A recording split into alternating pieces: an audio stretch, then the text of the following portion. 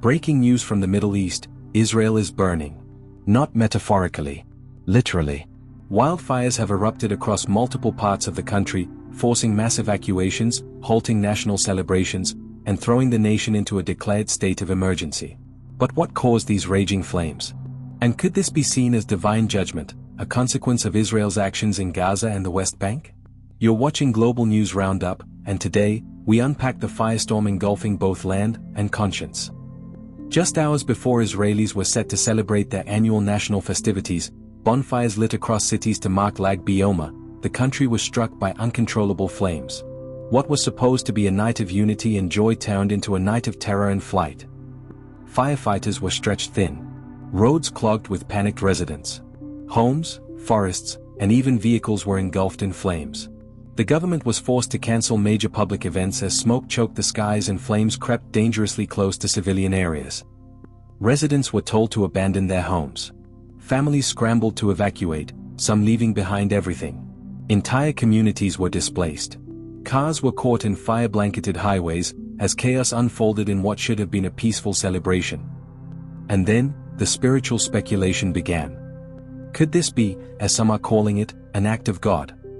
Across social media and within spiritual circles, many are wondering, is this nature fighting back?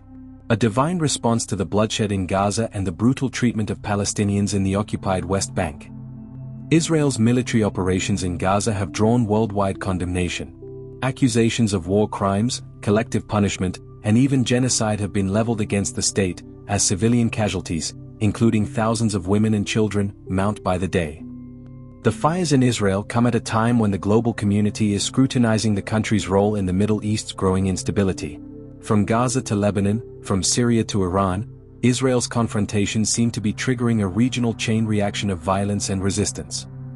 And now, nature itself appears to be raging. But was this devastation purely the result of dry weather and wind? Or could this disaster have human fingerprints? Israeli authorities have now opened formal investigations into the origins of the fires.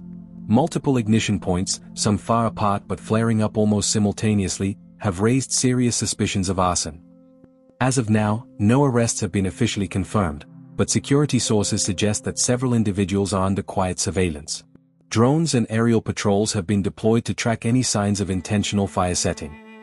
While no group has taken responsibility, some in Israel's defense circles worry this could have been a symbolic act of retaliation, an unclaimed message from those enraged by the ongoing military campaign in Gaza and the occupied West Bank.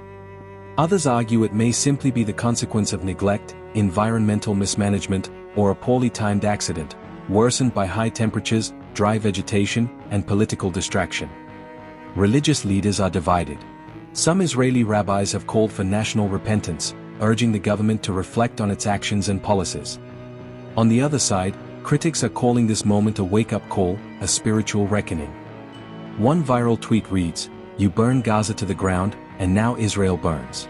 Coincidence, or karma?" Others are calling it a warning from the heavens, a reminder that human suffering cannot go unanswered forever. Israel has officially declared a state of emergency in multiple districts. Firefighting aircraft have been deployed. Emergency shelters have been opened.